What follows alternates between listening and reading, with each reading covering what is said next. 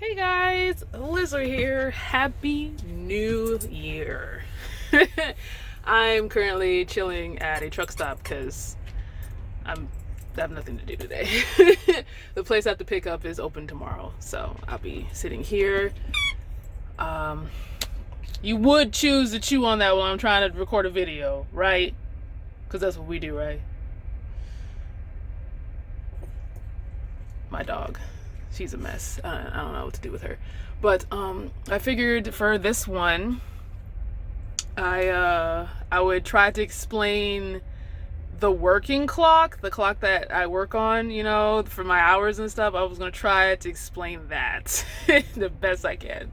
So for the rest of this video, it's gonna be just looking at the clock because I don't know how to do like a split screen and be pointing up here and I'll be confused and stuff. So I'll just show you, and that's what the whole screen would be. And how many of y'all actually stayed up to midnight? I technically didn't. I set an alarm for 11:30 to wake myself up, watch it live on YouTube, and then drink some apple cider, and then I went back to sleep at like 1 or something like that. It still counts. I don't have to stay up. I was up for when the clock switched over. That's all that matters. But anyways, I'm gonna do my best to explain this crazy clock because it's funny because when I explain it to my parents, they're like, what kind of mess is this? They're like, they don't really understand either. Robin, not now. Not now.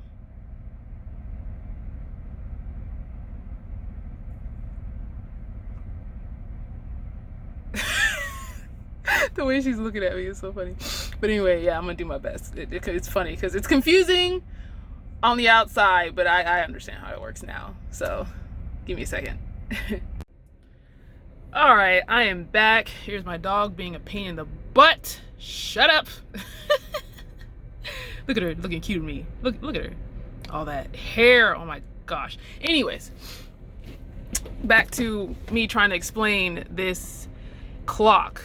So we have to go to our hours of service and then, under the status tab and everything. But the summary is what tells us what our hours are. Ooh, clear focus. Thank you. Now, we have an 8-hour rest break, as you can see, the 11-hour driving, 14-hour on duty, and 70-hour on duty. So for the 8-hour rest break, that is basically, technically when we go to sleep, is really what it is. It's so weird. You have to spend at least 8 hours in sleeper. So when that whole bar is full, that means I have all my hours to do so. It kind of just goes down, you know what I'm saying? But for the 11 hours on duty, I have 11 hours to drive that I'm authorized to drive for every day. 14-hour on duty is the amount of time every day period that we're allowed to work. Total is 14 hours. So out of this 11 hours of driving is included in this 14-hour on-duty clock. Okay? 70 hours is basically like, what we're authorized to work in general for however long we're out on the road. Stay focused, please. Jesus. And as you can see, I have 11 hours and 39 minutes out of my 70-hour clock. So after day 7 on the road, this 70-hour clock is completely empty. I work with whatever I get back at midnight. So I get whatever amount of hours I work. Whatever amount of hours I get back at midnight. So for tomorrow, it says hours to be gained. Oh, I got a message. A new message has arrived. But so it says hours to be gained. So at midnight, I'm going to get 9 hours and 54 minutes. And then the day after tomorrow, so I'll get 9 hours, 37 minutes.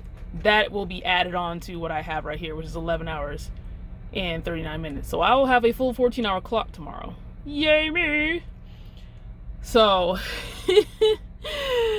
okay, so after you go on duty for the first time during your day to do your pre-trip, this 14-hour clock continuously ticks, whether you are on duty or off duty. It will continuously count down your 14 hours continuously. The only thing that stops when you're off duty is your 70-hour on duty clock and your 11-hour of driving. Those are the only two things that stop. The 11 hours of driving only continues to tick when you are physically driving. If you're not driving, it's not gonna do anything. But the 14-hour will continue to tick down no matter what. That's why they're like, people, we all hate when we have to sit for long periods of time after our clock starts, because that 14-hour is going to continuously tick down. And so when this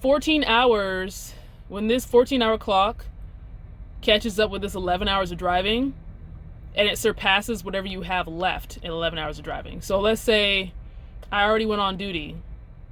It says I have 14 hours. So if I was sitting here for 3 hours, let's say I have 11 hours of on duty, 11 hours of driving. So from that point on, the clocks are the same. So whatever is left. So if I was sitting for 5 hours, so instead of 11 hours of driving, I would have 10 hours of driving. So that's just going to continuously tick down every time I stop. So that's all I'm going to have left. So if I have 5 hours of on-duty time, that means I have 5 hours of driving left.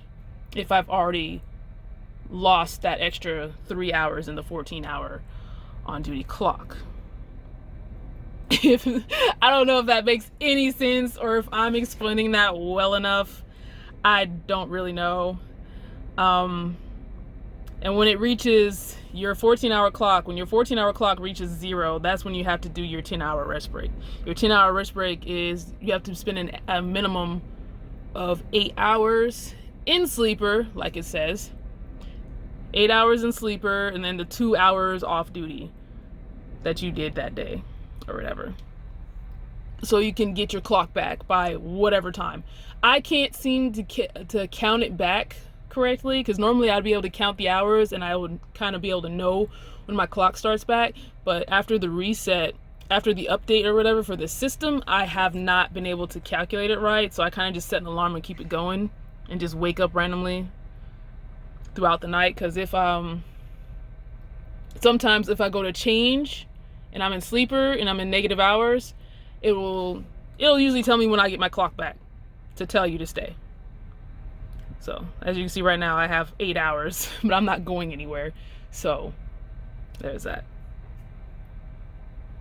I've been off duty for like 3.5 hours just about, but that's because I don't have anywhere to go till tomorrow morning.